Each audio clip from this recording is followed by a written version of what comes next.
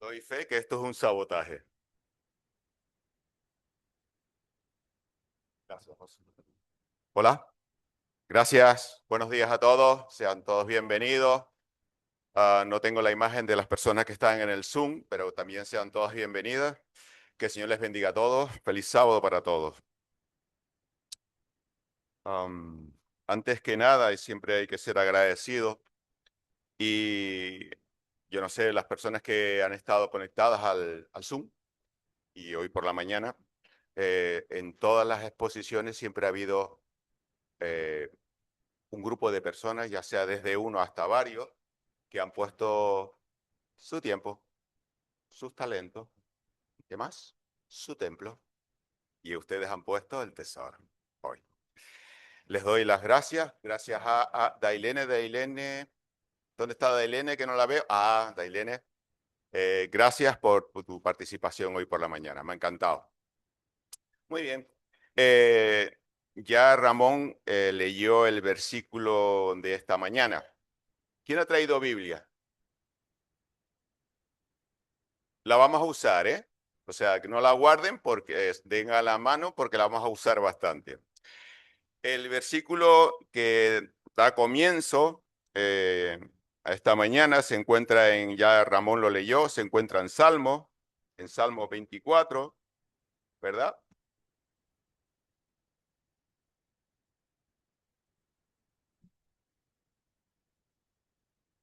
¿Cómo dicen? Que escucho murmullo. Que alguien lo lea si se siente con ánimos de leerlo. Ujú. Gracias, Manuel. ¿De quién es la tierra? De Jehová. ¿De qué vamos a hablar hoy por la mañana? De los tesoros. Muy bien. Eh, Siempre hay que empezar por algo, ¿no? Poner el contexto. Esta semana hemos hablado de qué cosa? De mayordomía. ¿Qué es la mayordomía? Así que alguien me lo pueda definir en una frase. Administrar. ¿Cómo? Administrar lo de otro. Gracias. Yo he buscado una frase que dice, es aquel que hace una gestión responsable de algo que nos ha sido confiado. ¿La podemos aceptar? ¿Sí? Vale, gracias. Hoy toca los tesoros. ¿Sabe de dónde viene la palabra tesoros? En el griego aparece tesauros, que significa depósito, almacén, lugar donde se guardaba objetos de valor o una reserva de algo. Por tanto, no solo se refería al dinero, también tenía que ver con la conserva o conservar algo valioso. Luego encontramos la etimología en el lenguaje latín, tesaurus, que significa tesoro, riqueza acumulada o depósito de bienes preciosos. Y por último, tenemos el castellano, el español, que es tesoro. Por tanto, vemos que ha habido un desarrollo en el concepto, ¿no? Tenemos conjuntos de riquezas o bienes de gran valor, un objeto o hallazgo precioso, especialmente si está oculto, ¿no? ¿A quién no le gustaría encontrar una veta de oro, ¿no? Una montaña de oro, una cueva de oro? ¿Todos no o no? Luego hay una tercera acepción que es persona muy querida o excepcional. Los que son padres, ¿qué dicen de los hijos? Jesús su especial tesoro, ¿o no? ¿Acaso no lo dice Dios de nosotros también? Y hay un cuarto sentido, que es el sentido figurado, ¿no? A veces decimos, es que lo que yo tengo en casa es como un tesoro. O imagínense, por ejemplo, algo que fue destruido, que es la gran biblioteca en Alejandría, ¿no? Ese gran tesoro que fue hecho cenizas, ¿no? Entonces vemos que tiene distintos significados. Pero, ¿saben? En la Biblia también encontramos el concepto de tesoro, tanto en el Nuevo como en el Antiguo, o tanto en el Antiguo como en el Nuevo. Vamos a empezar con el Nuevo. En Mateo 13, voy rápido porque el tiempo corre. y tengo un tiempo limitado. En Mateo 13:44 dice, el reino de los cielos es semejante a un tesoro, ¿qué más? ¿Cómo, Mari? Escondido, ¿dónde? En un campo. Habla de un tesoro escondido. Luego, en Mateo 12:35 dice, el hombre bueno del buen tesoro saca buenas cosas. Y ahí el concepto es que el tesoro es todo aquello que una persona guarda en su interior. En Lucas 12:33-34 dice, haceos bolsas que no se envejezcan, tesoros en los cielos que no se agoten. Por tanto, Jesús relaciona el tesoro con la generosidad y nuestro corazón, nuestra mente. Salud. En 2 de Corintios 4:7 dice, pero tenemos este tesoro, este versículo me encanta, pero tenemos este tesoro en vasos de barro. Aquí Pablo utiliza una imagen profunda de lo que es el tesoro, ¿verdad? ¿Quién es ese vaso de barro?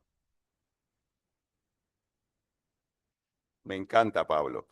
Luego en Colosenses, Pablo se reitera, no porque diga habla de barro, sino porque vuelve a hablar de tesoros. Dice, en Colosenses 2:3 dice, en quien están escondidos todos los tesoros de la sabiduría y del conocimiento. ¿De quién está hablando Pablo? Muy bien, de Cristo Jesús. Vámonos al Antiguo Testamento. Voy a utilizar dos textos. Proverbios 2:4-5, que dice, si como a la plata la buscares y la escudriñares como a tesoros, ¿de qué está hablando aquí? De la sabiduría. Muy bien. Fíjense que aquí compara la sabiduría con un tesoro.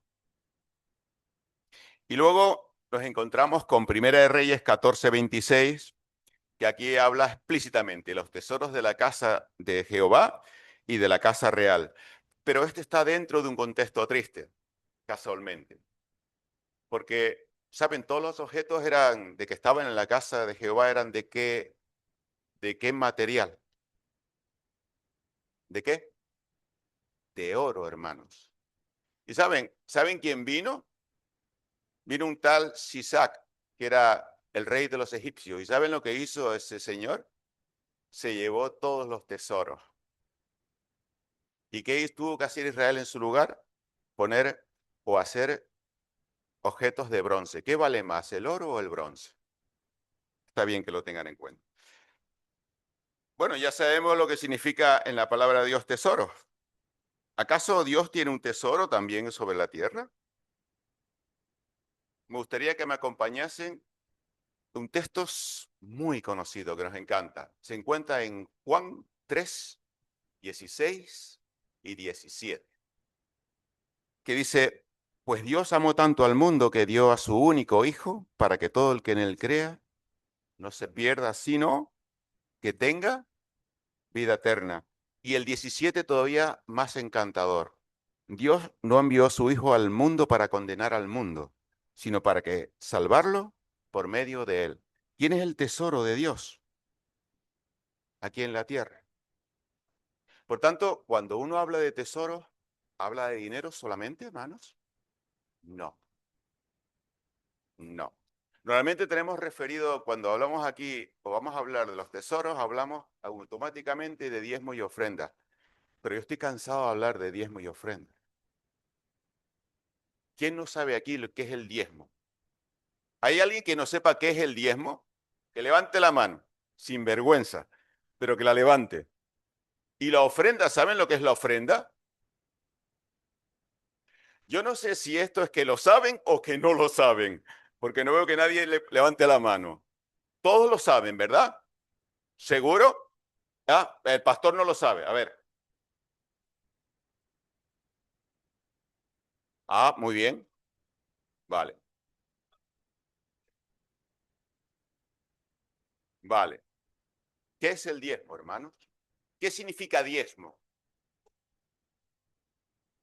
La décima parte de algo, de algo. No, no, no solamente hablen de dinero o del sueldo, porque saben una cosa, El diezmo no es el dinero no es un invento de Dios, en el sentido de que, a ver, entenderme bien, todo, todo viene de Dios, ¿no? Hemos hablado esta semana de los talentos, por tanto, a alguien se le ocurrió en su momento crear el dinero. Por cierto, un tipo malévolo, pero a alguien se le ocurrió, que no voy a hablar de eso, pero si quieren algún día hablamos del por qué el dinero y de dónde nace el dinero. Pero en la idea de Dios no está no aparece el principio, no aparece el dinero aparece posterior. ¿Qué es lo que aparece en un principio? Cuando Adán y Eva están sobre la tierra, son creados, previamente Dios había hecho el que la naturaleza, ¿verdad? ¿Y qué es lo que da la naturaleza? Frutas, semillas. Por tanto, ¿qué se diezmaba en un principio? Las frutas y las semillas, ¿ok? Pero con el andar del tiempo, a ver, ¿quién es el que se lleva, no sé? Yo, por ejemplo, esta semana compré, creo que fueron 10 kilos de sandía, en 2 sandías. No se crean que son 20 sandías, 2 sandías. ¿Ustedes se imaginan llevar el diezmo de 50 kilos que te haya producido tu tierra? No. Con el paso del tiempo se crea el dinero. Y Dios dice, oye, tú llévame, convierte ese producto en dinero y luego que es más fácil llevar el diezmo, no es más fácil. Hoy en día tenemos el sueldo. ¿Y qué hacemos con nuestro sueldo? ¿Cómo lo diezmamos? ¿Alguien sabe lo que hacemos con el sueldo para diezmarlo? Yo recibo de ustedes mensualmente el diezmo. ¿Qué es lo que hacen ustedes con el sueldo? Quitan el 10%, ¿ok? Y lo ingreso en una cuenta o me lo ponen en un sobre. ¿Vale? Ya sabemos lo que es el diezmo. ¿Y la ofrenda qué es? Ah, y entramos en un problema. ¿La ofrenda qué es? Tranquilidad. Lo vamos a hablar. Tranquilidad. Tranquilidad.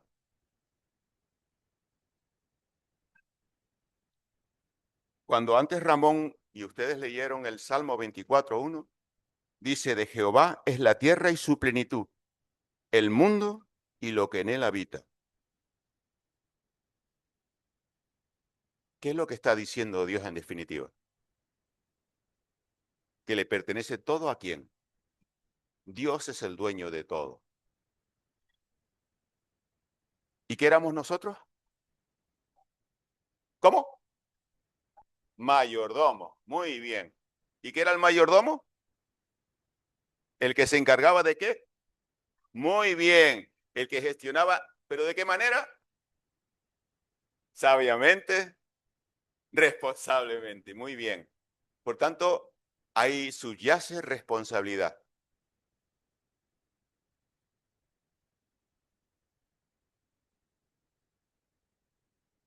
Voy a meter dos cositas más. Fíjense, en estos 4 días que finaliza hoy, que hablando de mayordomía, Dios te da tiempo. La vida es un don de Dios, hermanos.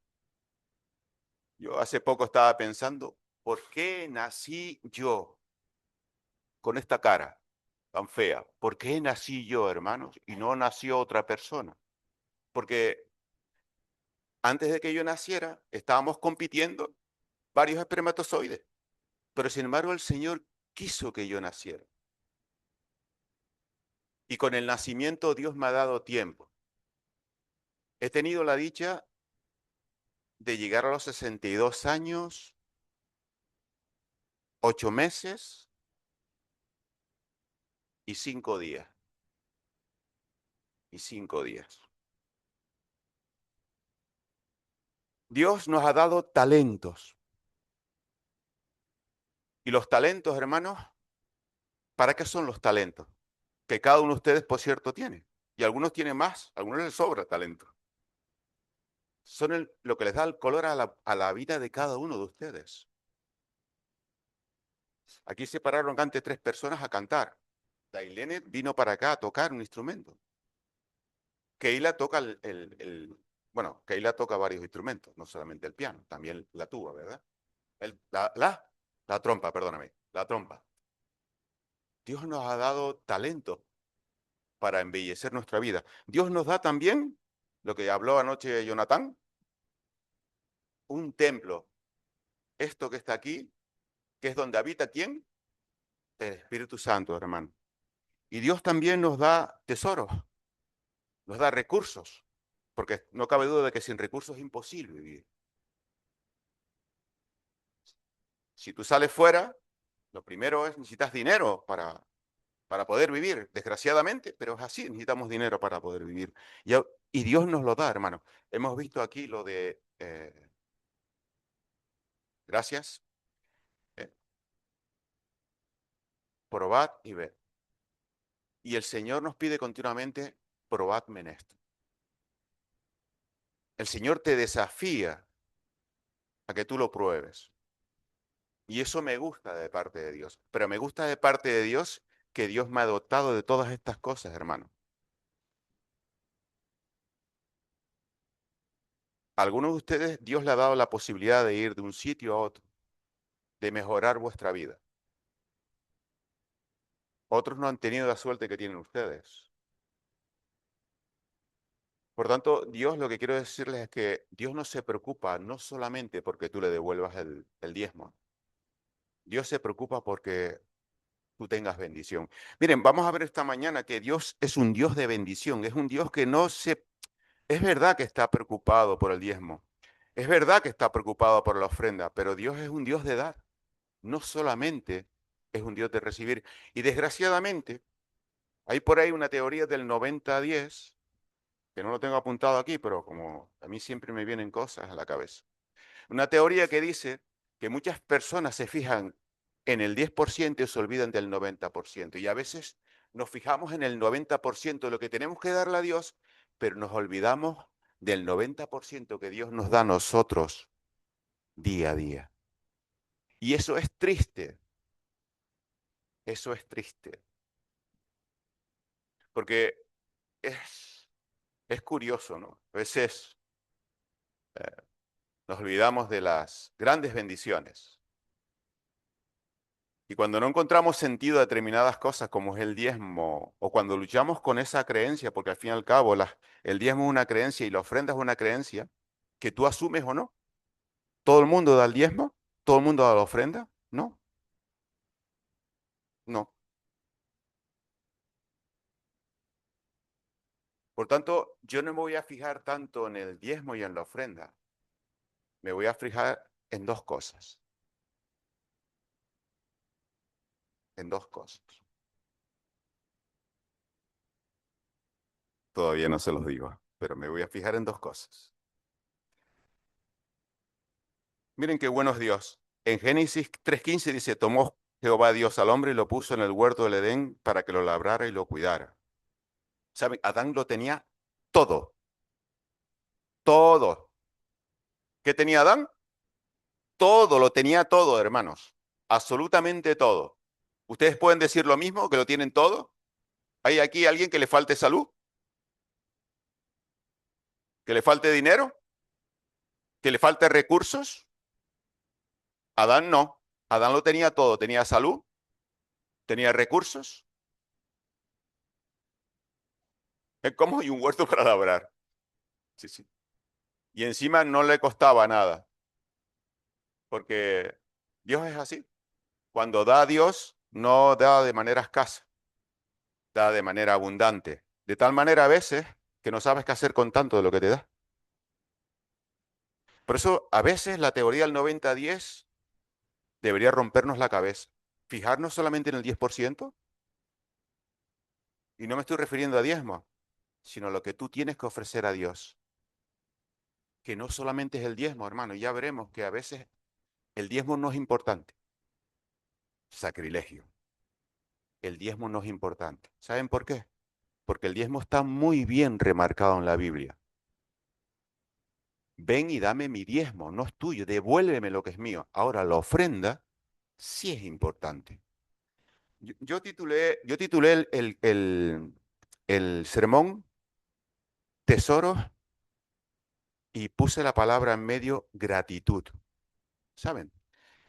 Porque al fin y al cabo, Lo que te mueve a ti a dar a Dios no es la orden de devolver mi diezmo, es la gratitud. Y si no te mueve la gratitud, tienes un grave problema. Tienes un grave problema. ¿Por qué? Porque eh, la vida eterna consiste, ahora se los digo,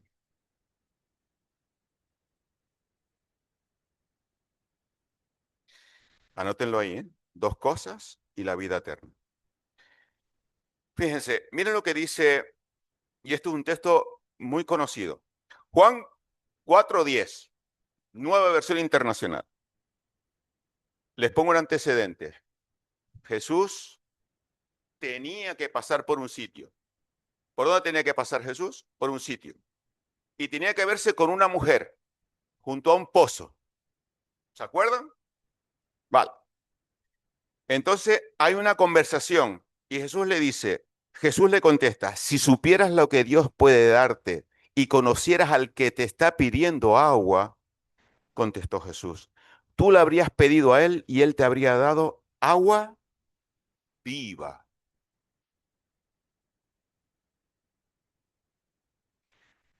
¿Qué les digo yo? Dios es un Dios de dar. No se cansa de dar, hermanos. Él necesita dar. Necesita ser como es, un dador.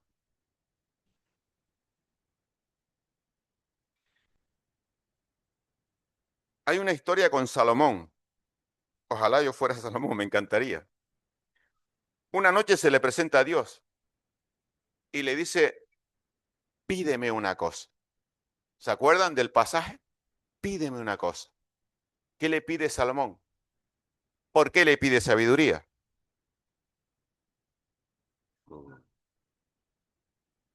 Salomón le pide sabiduría para gobernar a su pueblo, hermanos.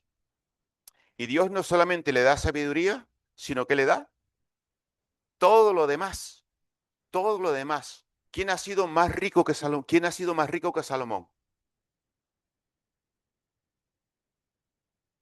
A lo mejor Job, porque dice que era el más rico de los orientales, pero es que Job es mucho anterior. Sin embargo, ¿quién ha sido el hombre más sabio en la Biblia? Salomón. ¿Le sirvió la sabiduría para algo a Salomón? Sí, para darse cuenta de que sin Dios estaba perdido.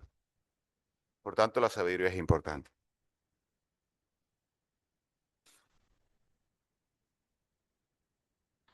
Quiero hablarle de dos cositas, dos verbos, escuchar y lealtad. Ser leal y escuchar. ¿Por qué estos dos verbos? Porque todo lo demás en la Biblia no tiene ningún sentido sin estos dos. Miren, nos vamos a Marcos 12:29. El que tenga Biblia y lo encuentre, si es tan amable y lo lee. O yo no sé si Peter o el que esté en megafonía lo puede. Marcos 12:29. Y los pongo en contexto. Aquí Jesús está hablando y una persona le hace una pregunta y le dice, Jesús, ¿cuál es el mandamiento más importante? Y Jesús le dice, el primer mandamiento de todo es, ¿qué dice ahí? Oye Israel, el Señor nuestro Dios, el Señor uno es. Y este es en el contexto de amarás a Dios y amarás al hombre. Perdón. ¿Sabe? En mi versión dice, escuche Israel. Y esto nos lleva a Deuteronomio 6, que es la famosa Shema, ¿verdad? La famosa alabanza, ¿no? Que hace Moisés. ¿Saben? El texto no comienza amarás a Dios con todo tu corazón y con toda tu alma, o reconocer a Dios como el primero. No. ¿Sabe con qué empieza la Shema? Shema significa, ¿cómo? No es oye. ¿Saben cuál es la diferencia? Mi mujer me dijo esta mañana la diferencia entre oír y escuchar. Oír, ¿qué usamos para oír? El oído. Si alguien hace así, escucha, perdón, oyes un ruido. A mi gata, si haces un movimiento, ella lo oye y gira su cabeza. Es algo instintivo. Oímos con el aparato, ¿cómo se llama? Auditivo. Sin embargo, ¿verdad? Sin embargo, escuchar no tiene nada que ver, tiene que ver con esto, está claro, ¿no? Porque es, digamos que el aparato, ¿no? Pero tiene que ver, gracias Carlos, tiene que ver con nuestra mente, hermano, con nuestra mente. ¿De qué me vale a mí? Ah, y la segunda palabra dije que era ser leal, hermanos, ser leal. Miren, la palabra lealtad despierta un fuerte sentimiento de pertenencia y solidaridad. Con ella viene la idea de fidelidad, de todo corazón, junto con una entrega y un compromiso incondicional. Les pregunto, ¿de qué te vale dar el diezmo y la ofrenda si no eres leal? ¿De qué te vale, hermano, si tú no escuchas a Jesús de lo que es importante, de lo que no lo es? Por eso el Señor dice, escucha Israel, escúchame, ponme atención. Hermano, escuchemos a Dios. Si no escuchamos a Dios, si no somos leales a Dios, y esto viene, si no hacemos estas dos cosas, todo lo demás es vano. Ustedes pueden pueden, como dice Jesús, pueden colar el diezmo. ¿Eh? Eh, yo me acuerdo hace cosa de 20 años, en mi anterior empresa, eh, no, perdón, hace 20 años, sí, 20 años, no, un par de añitos más. ¿Saben cómo me daban el sueldo? En un sobre, y yo cogía ese sueldo y separaba, colaba el diezmo. Ganaba 995 euros. ¿Ah? Y mi diezmo eran, ¿cuánto? Vale, José, gracias. Pero yo redondeaba, me gusta redondear. Siempre hay que redondear por encima, ¿eh? Nunca por abajo. No seáis escaso, siempre por encima. Y ponía 100 euros y después daba mi ofrenda. No le voy a decir cuánto ofrendaba, porque no, porque esto ya es particular. Entonces, si tú no escuchas y tú no eres leal, lo demás no tiene ningún sentido, hermanos. Con esto no estoy diciendo que no sigan ofrendando, no sigan diezmando. Todo lo contrario. Mirad lo que dice los minutos misioneros aquí o los minutos que tienen que ver con probar. El Señor siempre va a estar a tu favor, siempre te va a favorecer. E incluso hasta en la propia escasez, el Señor te va a favorecer.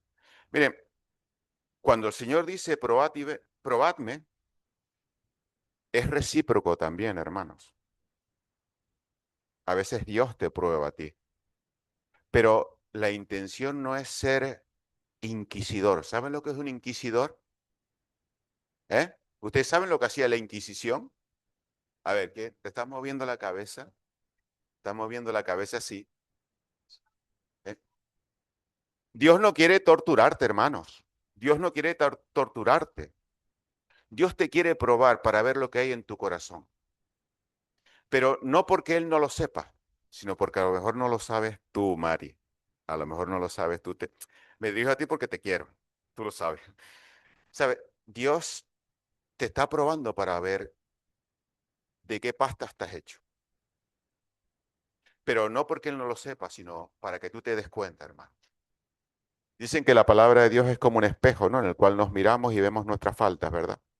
Pues a veces Dios hace eso. Quiere que te veas en el espejo. Y ni nada peor que verte en tu propio espejo.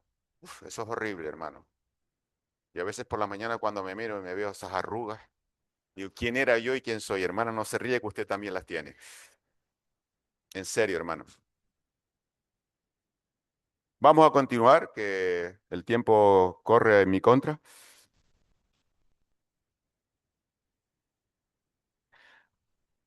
Miren, las personas adoptan un comportamiento o un estilo de vida determinado según sus creencias y sus convicciones que habitan en su mente y que te influyen.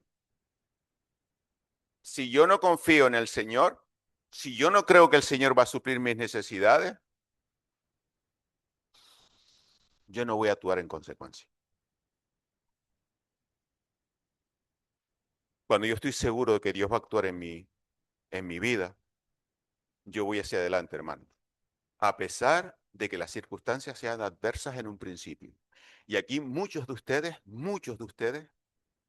¿cómo llegaron, hermano? Ustedes piensen en el tiempo, cómo llegaron aquí y cómo están ahora. Cuando tú confías en Dios, Dios responde, hermano.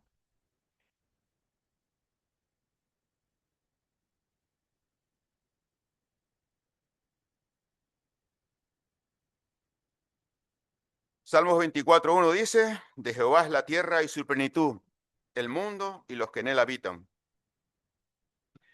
Porque también dice en Éxodo 20:11, porque en 6 días hizo Jehová los cielos y la tierra, el mar y todas las cosas que en ellos hay, y reposó en el séptimo día, por tanto Jehová bendijo el sábado y lo santificó.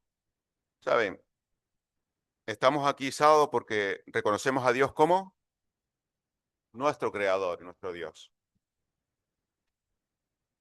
En Colosenses 1:16 dice, porque en él fueron creadas todas las cosas, las que hay en los cielos y las que hay en la tierra, visibles e invisibles, sean tronos, sean dominios, sean principados, sean potestades, todo fue creado por medio de él y para él. Este es Jesús.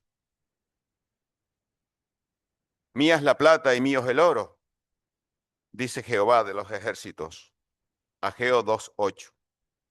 ¿Saben? Elena White dice, Dios extiende su mano sobre los diezmos tanto como sobre los donativos y las ofrendas. Y dice, esto me pertenece. Cuando confíes, cuando confié en mis bienes, especifiqué que una parte debía ser vuestra para suplir mis necesidades y otra porción debería ser devuelta al Señor. Esto se encuentra en Consejos de Mayordomía Cristiana, página 50. ¿Saben? La motivación de dar el diezmo y la ofrenda siempre va a recaer en un corazón agradecido. Si no es así, Dios no quiere ni tu diezmo ni tu ofrenda. La base, hermanos, es agradecimiento, hermanos. Si pensamos que Dios es un Mateo en potencia, digo Mateo porque ¿qué era Mateo? Recaudador de impuestos. Si el Señor dice que mía es la plata y mía es el oro, Dios necesita tu plata y tu oro. ¿Necesita para algo? Para nada, hermano. Ahora entienden que es mejor dar que recibir. ¿Lo entienden? ¿Lo entienden de verdad? Porque Dios lo ha dado absolutamente seguro, hermanos.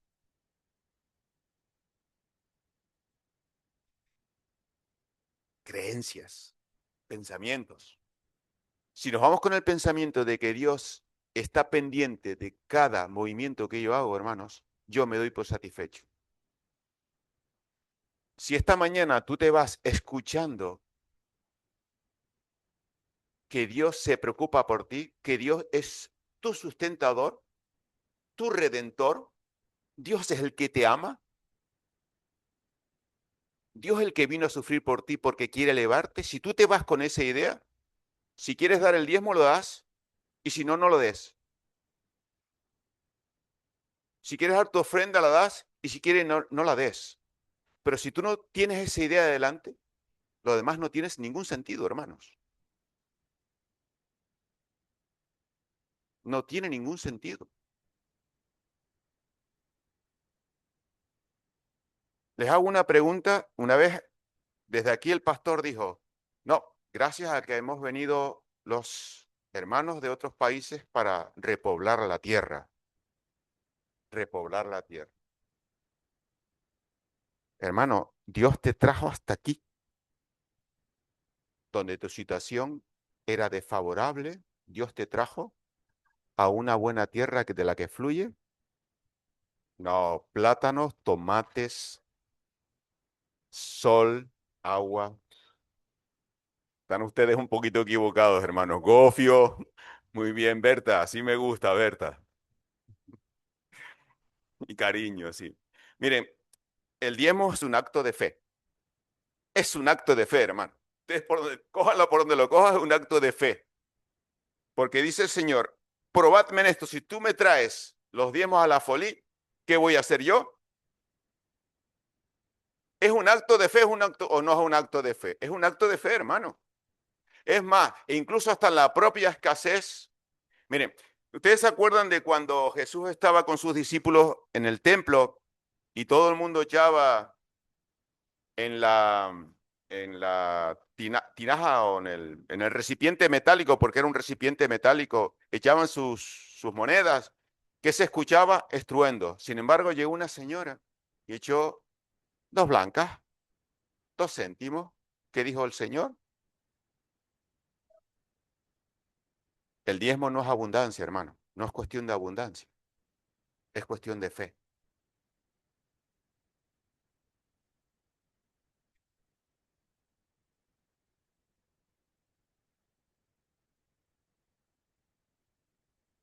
Malaquías 3:10 dice, traed todos los diezmos a la folía y alimento en mi casa. Probadme ahora en esto, dice Jehová de los ejércitos, a ver si no os abro las ventanas del cielo y derramo sobre vosotros bendición hasta que sobreabunde. Aquí dice el Señor que te va a dar un porcentaje.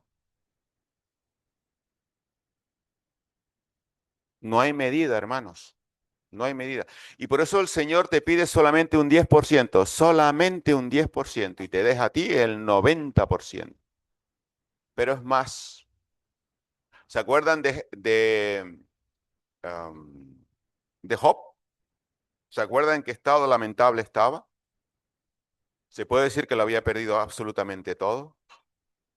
Solo le quedaba a su esposa nada más.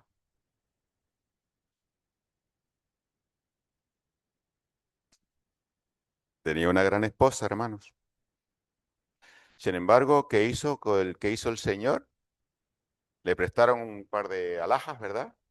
Y volvió a tener no solamente lo que tenía, sino sobreabundó. Por eso digo que el Señor,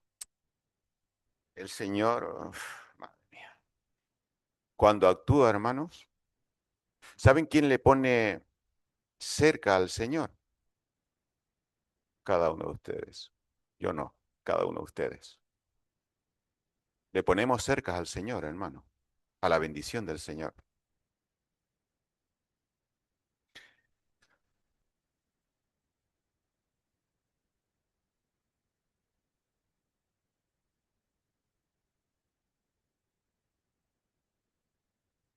En Números 23:19 dice, Dios no es hombre para que mienta, ni hijo de hombre para que se arrepienta. ¿Acaso dice y no hace? ¿Acaso promete y no cumple? Wow. Y esto está en consonancia, o yo lo quiero poner en consonancia con Malaquías 3:10. Probadme. Por tanto, Dios cumple su palabra.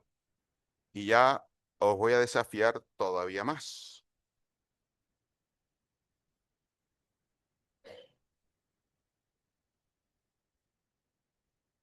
Lucas 5:4-6.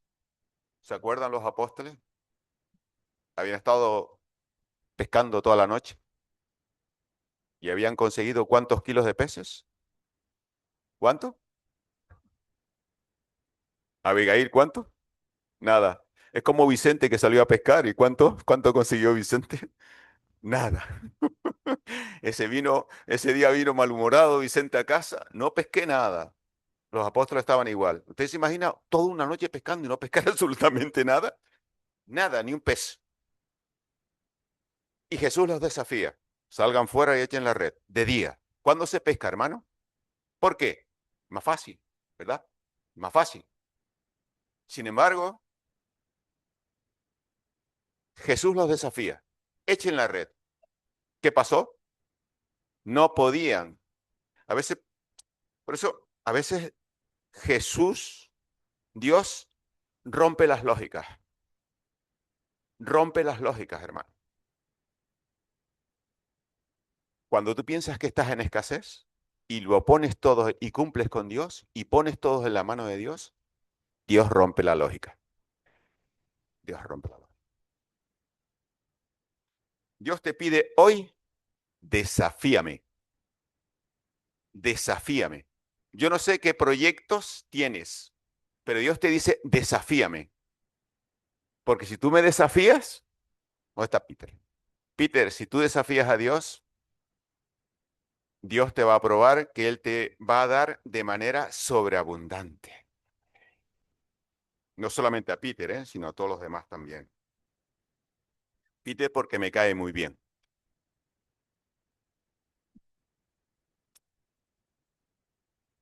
Tú también, Carlos. Tú también. Vale, ¿cómo debemos dar la ofrenda, hermanos? Vamos a meternos con la ofrenda. Lo primero de todo que tenemos que hacer es Dios primero.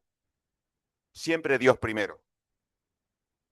Miren lo que dice Jesús en Mateo 6:33. Buscad primeramente y todas las cosas os serán. Por tanto, ¿a quién tenemos que poner primero? A Dios. Segundo, cada uno dé conforme como propuso en su corazón, no triste, no por necesidad, sino porque amas a Dios y porque Dios es un Dios dador. Y porque Dios ama al dador alegre. Por tanto, debemos darle las cosas con gozo y gratitud. Miren lo que dice David en Primera de Crónica. Pero ¿quién soy yo y quién es mi pueblo para que podamos darte estas ofrendas voluntarias? ¿Quién soy yo y quién es la iglesia de Santa Cruz para que demos de esta manera?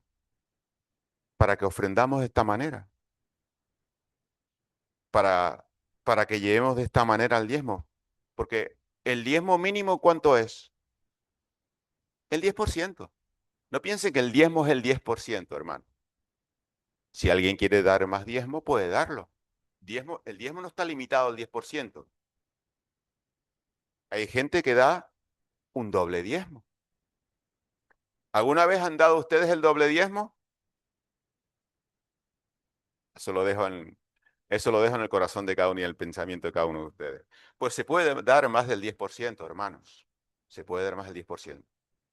Dios te pide el 10, pero si tú quieres y quieres probar y desafiar a Dios, atrévete a dar un poquito más.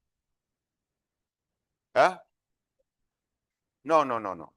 Uno puede diezmar más, si quiere. También puede ofrendar, pero si uno quiere,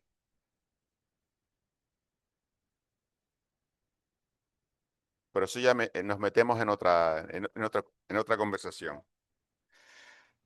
Gracias, Mari.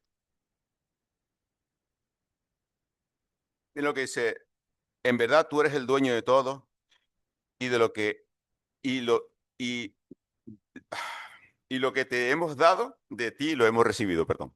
Lo leo otra vez porque creo que se me trabó la lengua. Pero ¿quién soy yo y quién es mi pueblo para que podamos darte estas ofrendas voluntarias? En verdad, tú eres el dueño de todo.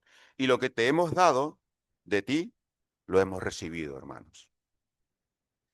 Y la tercera cosa por la cual ofrendamos es por amor.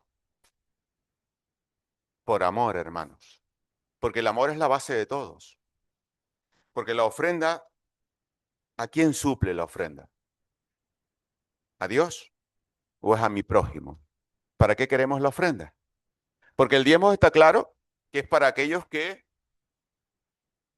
predican la palabra, ¿verdad, pastor? Pero la ofrenda no. Saben que aquí tenemos ahora no recuerdo el número, no sé si son 12 o 15 departamentos. Y si no lo saben, se los recuerdo. Existen muchos departamentos porque aquí esta iglesia, hermanos, me tiene loco la cabeza, porque todos los departamentos trabajan y todos me piden dinero. Y aquí está una, que es la que más me pide.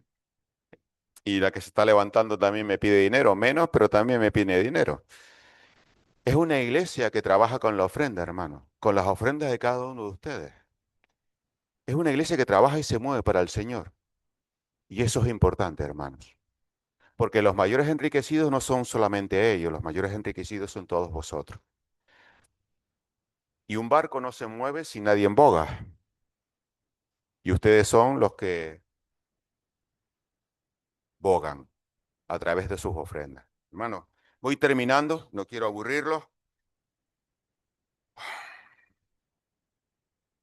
Me gustaría terminar con un proverbio que a mi mujer le encanta el libro de Proverbios. Se encuentra en Proverbios 3, 9 y 10 que dice, honra a Jehová con tus bienes y con tus primicias, de todos tus frutos. Entonces tus graneros estarán colmados con abundancia y tus lagares rebosarán de mosto.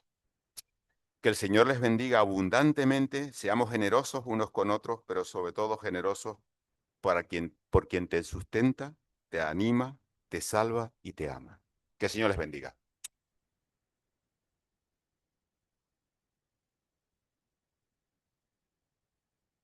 ¿Eh?